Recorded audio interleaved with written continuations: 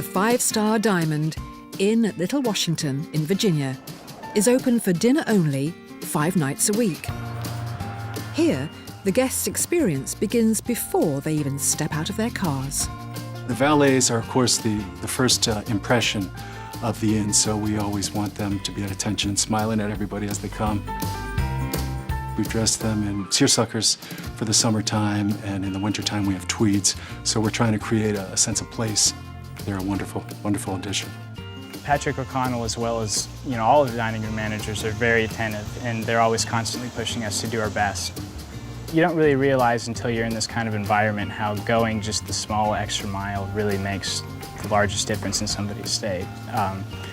Just getting the door every time, or just being there for somebody, being friendly conversation when you're getting them out of the car, it really is what makes the experience special for our guests.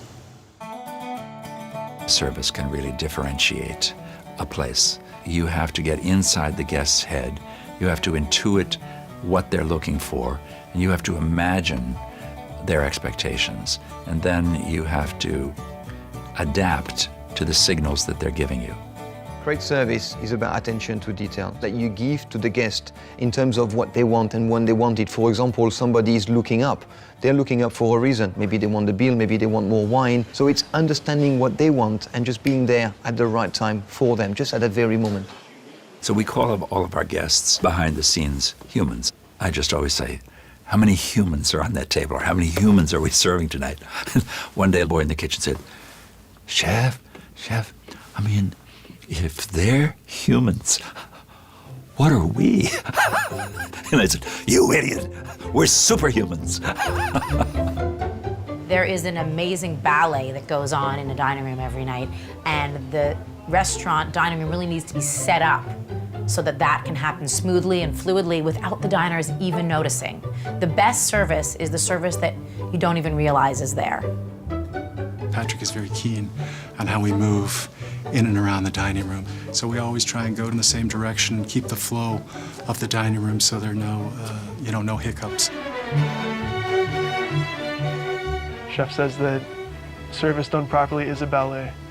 When you move through the dining room, you're not bumping into each other. It's very smooth. He brought in a professional ballet teacher, very, very talented dancer, and he worked with a lot of the staff members on being graceful. Chef likes to say that when you're watching a ballet, nothing seems out of place until someone does something wrong, and then you really notice it.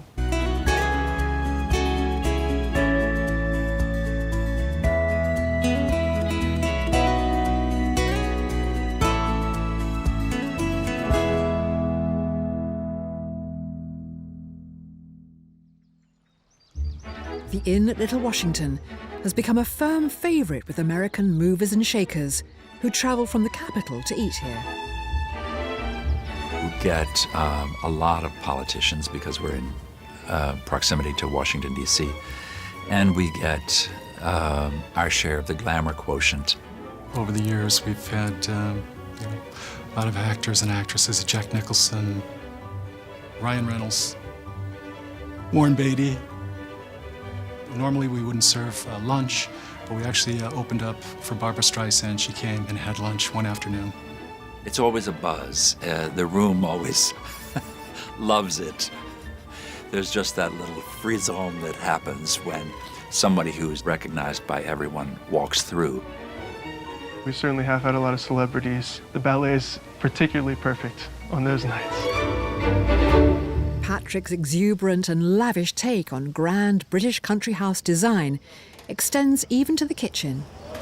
After transforming the building into an English country house, it seemed only right that this should look like the original kitchen. I called Joyce, our designer, and I said, Joyce, have you ever done a kitchen before? And she said, no, but I'd love to have a go at it. I'd always been very inspired by certain kitchens I'd seen in country houses where they'd used tile work to a great extent. She channeled the dairy room at Windsor Castle, which was where the cheese was made, all in blue and white tiles.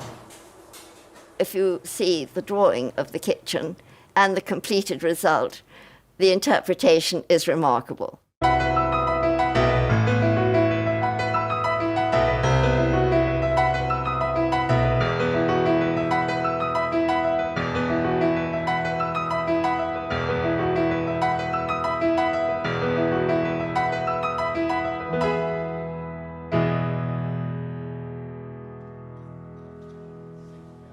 The kitchen might be inspired by 19th century British royals, but the food that comes out of it is pioneering American cuisine.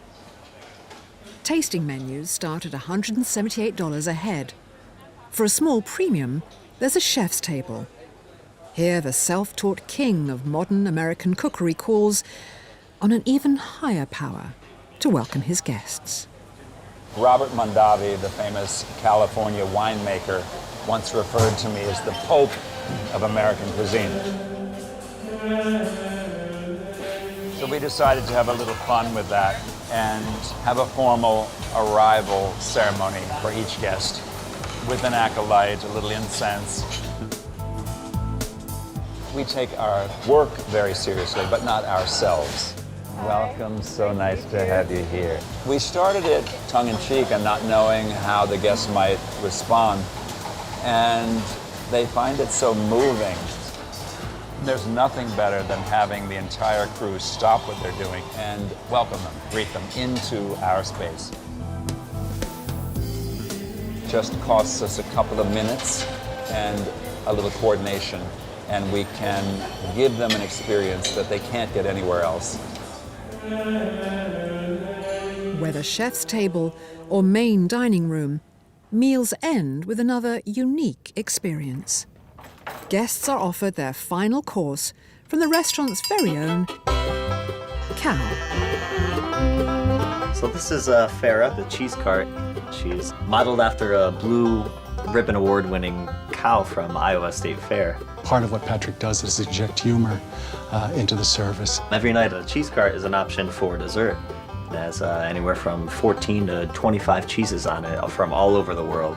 The guest reaction is they all love it. It's over the top, it's whimsical, and they all laugh. It's all about the show and the theater. All the heads turn in the restaurant. Everyone asking a question, did that just move? Is that a cow? What's on the cow? Every time the cow moves or moos, it's laughter. We like to have fun here. We have fine dining with a little bit of soul. Appearances can be deceptive. On an ordinary day, in the affluent Chicago suburb of Lincoln Park, behind this anonymous facade, something remarkable is happening.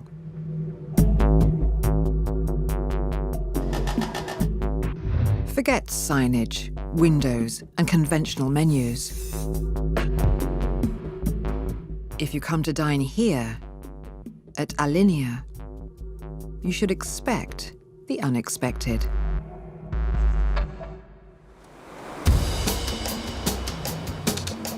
On the shores of Lake Michigan, waves of Greek, Italian, and Jewish immigrants have given Chicago a rich culinary heritage. In the heart of classic homespun American comfort food, Alinea aims to take guests out of their comfort zone. What we try to create here is a dining experience that encompasses all of the senses and evokes emotion. What Alinea offers is not just fine dining, but something altogether more radical and innovative. We want to go beyond just the notion of food as nourishment and flavor. The restaurant's radical approach has paid off. 3 Michelin stars, 4 years running, and a regular spot on the world's best restaurant lists. And a host of individual awards for chef and co-owner Grant Achatz. We rip apart the restaurant experience and put it back together.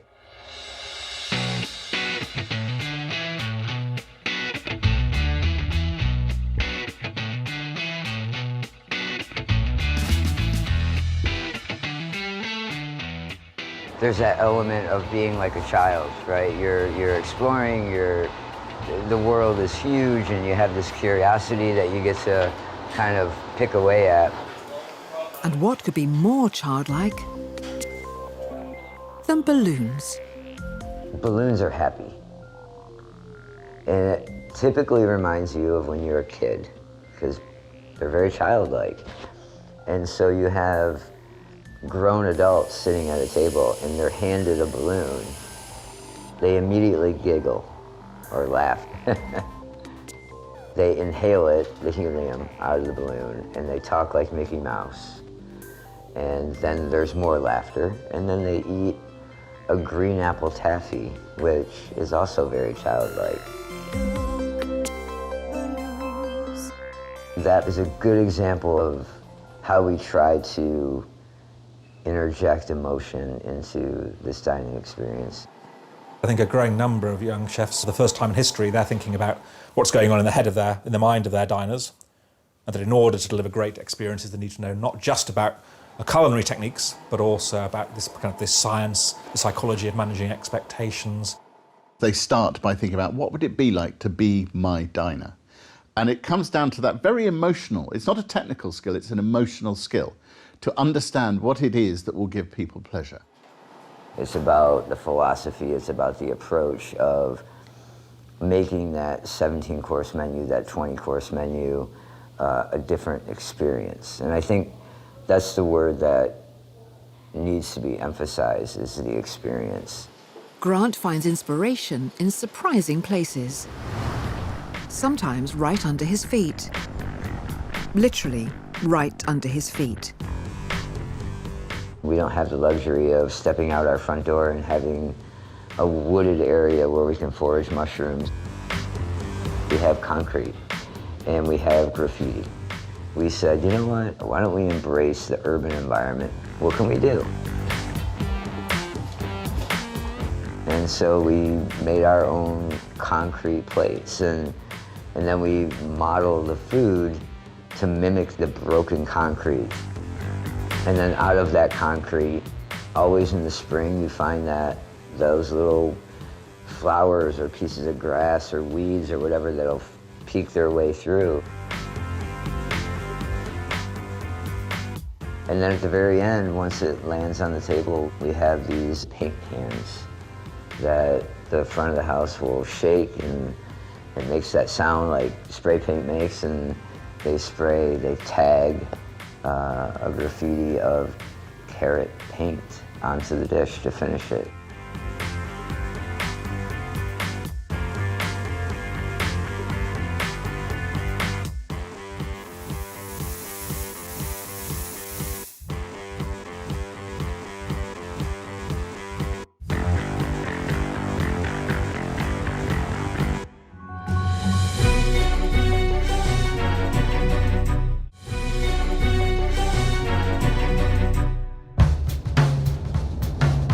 Chef Grant Achatz co-owns Alinea in Chicago and is well known for his progressive cuisine and novel presentation.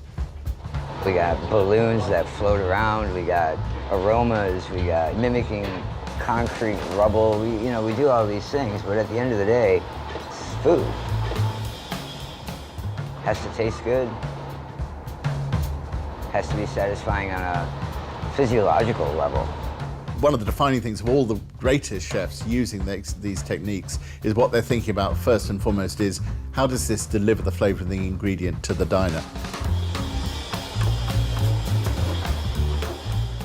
With a family background in catering, Grant seemed born to cook. My mother and father owned a restaurant, going back to when I was 5 years old. My grandmother owned a restaurant before I was even born. So it's very much a family tradition. Going to the restaurant with my mother and father on a daily basis so they didn't have to get a babysitter, and just sort of grew up in that environment and came to realize that I really, really enjoyed it, really loved cooking. After study at the prestigious Culinary Institute of America, work at the legendary French Laundry in San Francisco, and a thorough grounding in the classics followed.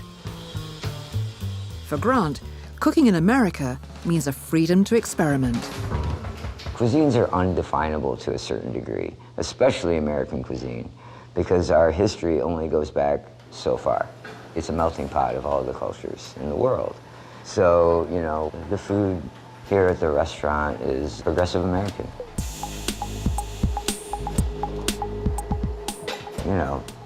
Try to keep pushing boundaries. That's why we're here. The restaurant's name means off the line. Its logo, a typographic symbol signifying a new passage or a new train of thought.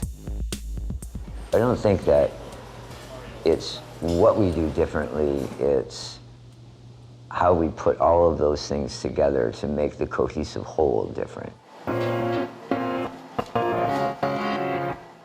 Part of that difference is a new set of implements for diners to get to grips with. Yeah, not really. The serviceware is, those are just tools, you know, like what we're looking at is the experience.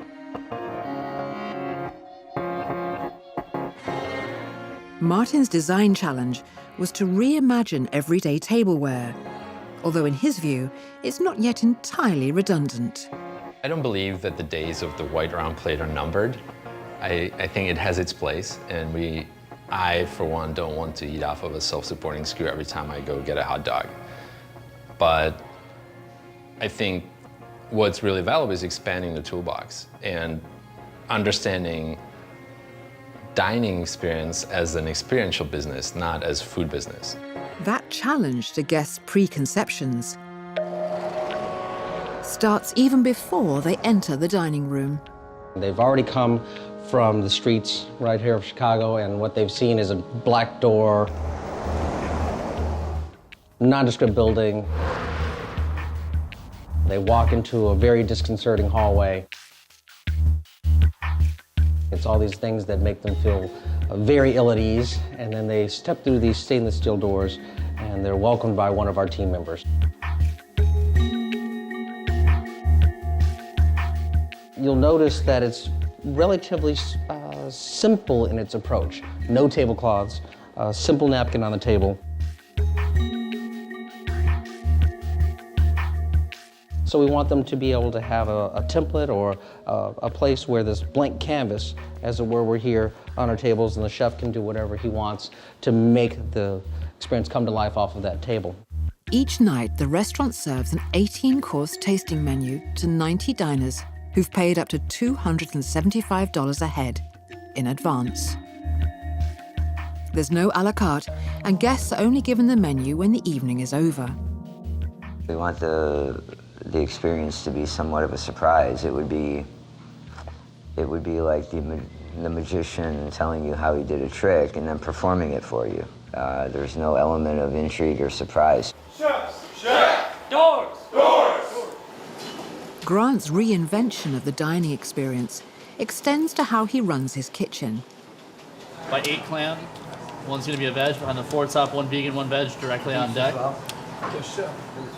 Yes, chef. Order in 4. 4. Birthday.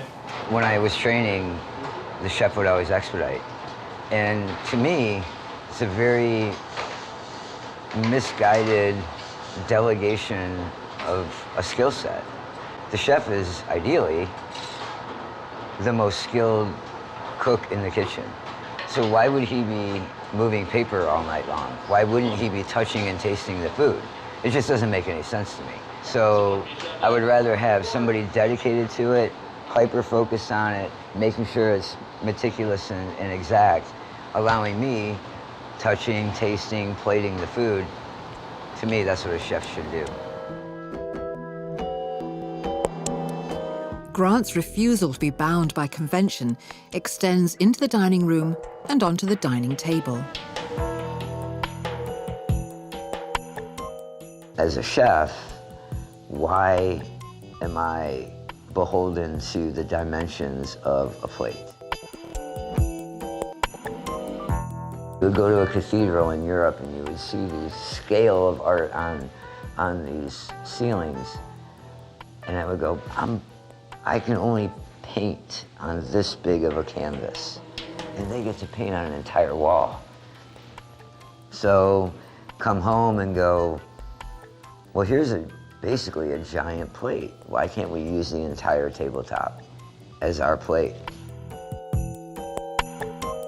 So make a tablecloth that you can put food on. The world of the luxury restaurant, the high-end restaurant, the ambitious restaurant is globalized.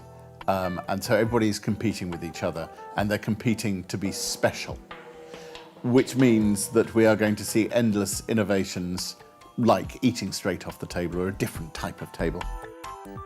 It really does change the way you think about what you're eating. Your preconception of food having to come composed on a plate these days is an outdated notion when you're talking about the world of fine dining. And that's not necessarily going to, in and of itself, make the food better, but it will certainly help you think about the food in a different way. You know, again, you have the element of performance art. You have the ability to interact directly with the people having the experience. So we came up with a sheet of silicone, and we were able to expand our scale beyond the plate to encompass the entire tabletop.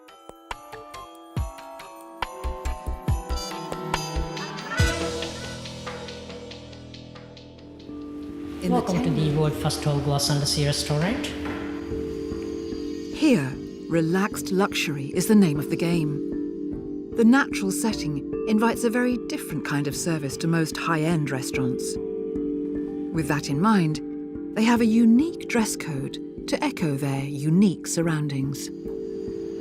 All other restaurants have walls and ceilings, and we don't have that. We only have 180 degrees glass. We have a floor. All other restaurants, you go with the shoes. Here you come without shoes. We want to give you the barefoot experience because Maldives is all about barefoot experience. Not having your shoes is much better, make you feel free. It's good. We did something different.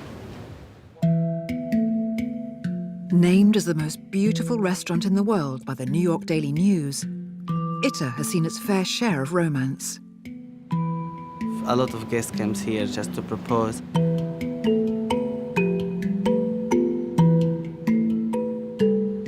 The person who proposed in such a unique place is smart because she can't say no. With such an incredible view out of the window, the food needs to seriously impress. Keep the stock hot for risotto, please. Yeah, is it away, main course? With a background in 2 Michelin star cooking, Jordanian Ayub Salameh is the executive chef at the helm of the undersea restaurant and all other outlets in the resort. I think it's beautiful. The reason I cook is because I love to eat. In 2011, he arrived to transform what was a family restaurant into the high-end gastro destination it has become. Service, away, please.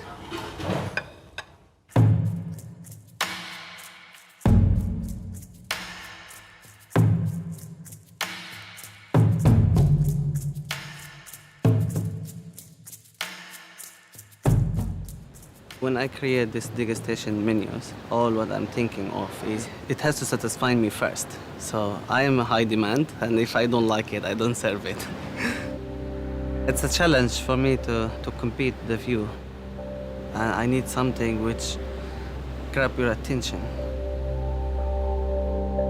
We always look for luxurious ingredients, which we can source all year round. We offer caviar, we offer duck foie gras, black truffles, white truffles. Wanting the finest ingredients from around the world is all very well, but getting them to a small island in the Maldives is another matter. We have 8 flights every week to the airport, and then from there comes with our boat. The boat have chillers, fridges, so arrives here every Monday and Thursday. Where others shout about local provenance, this chef has to be defiantly non-local in sourcing produce.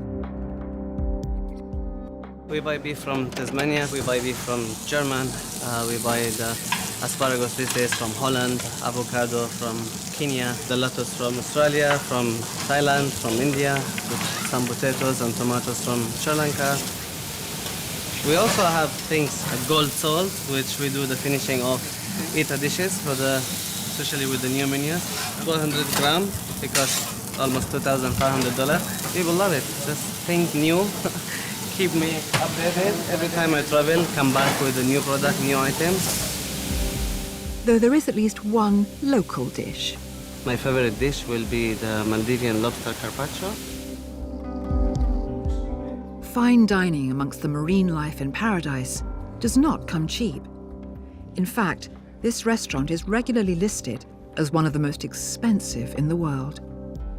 The cost of the meals is $320 for the 5-course dinner.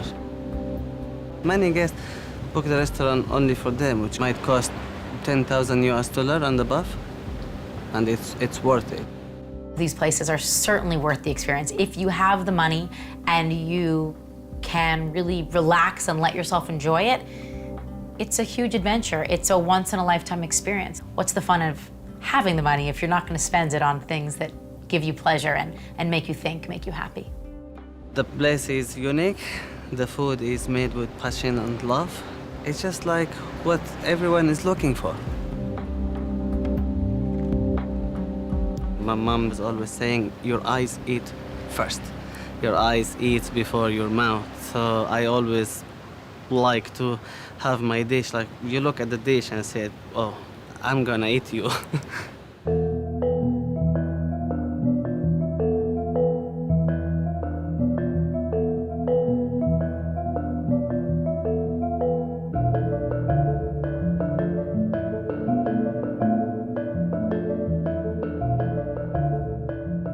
And it's not just the food that causes a logistical headache for the team at ITA. For sommelier Kamal Malik, getting the best wines for his cellar is not straightforward. Transportation time to Maldives is fairly big. You need about 3 to 4 months advance planning. For Christmas, orders will go out by end of July, and we will have the stuff on Christmas. If I miss this, the bottles will miss the Christmas deadline. Keeping that in mind, you have to have a lot of bottles. We keep anything between 16 to 20,000 bottles on the island. Undersea Restaurant definitely is a place where people open the best of the stuff. You don't dine there every day. It's a once-in-a-lifetime experience, and you want to have the finest. Special bottles, we have plenty. There's one nice bottle sitting there of Cristal. 2,000 bottles were commissioned in the year 2000. We're trying to sell it for 52,000. We had 2, one's gone, one still is here, so let's see who's the lucky one. When we sold the other bottle, of course we were happy because we made some money. But you also feel sad because you're never going to get that bottle back.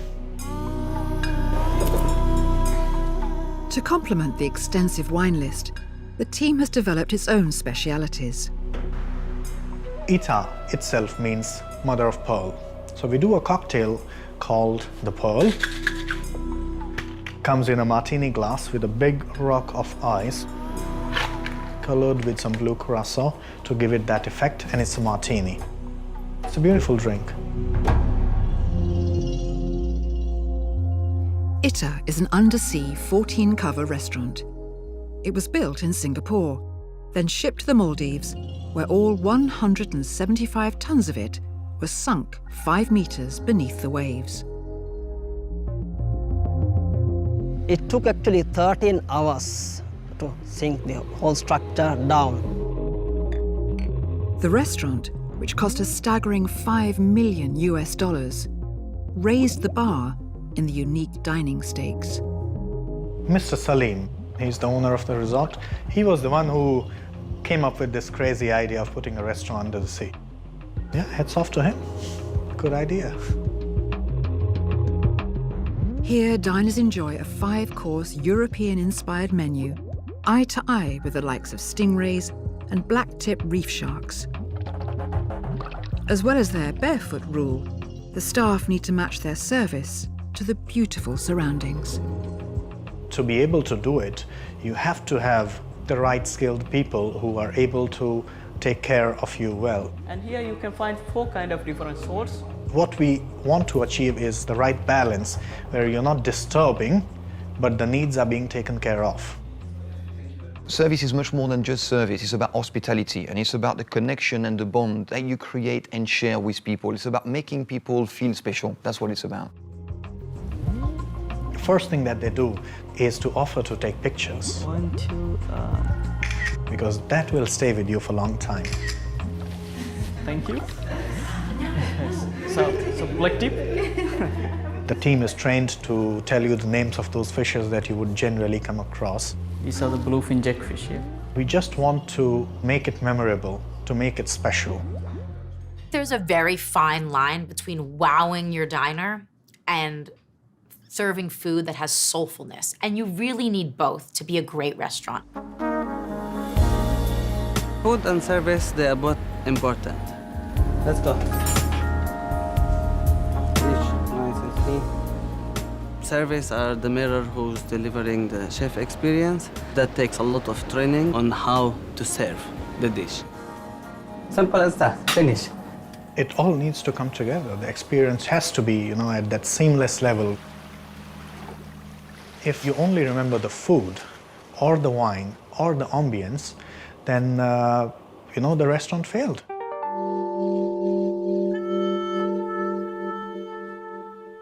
To help protect their massive investment, they employ a member of staff rather unusual in the world of fine dining.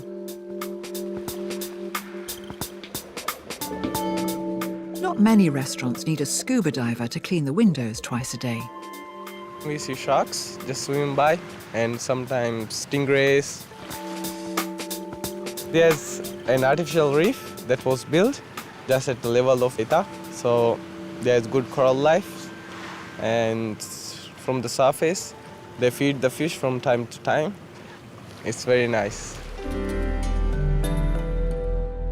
10 years ago, when the restaurant was put under sea, we imagined something, and now we have seen it come alive, getting better. Everything has evolved over the last 10 years. It's a special place. I am very lucky to be working in a paradise. What else do I need?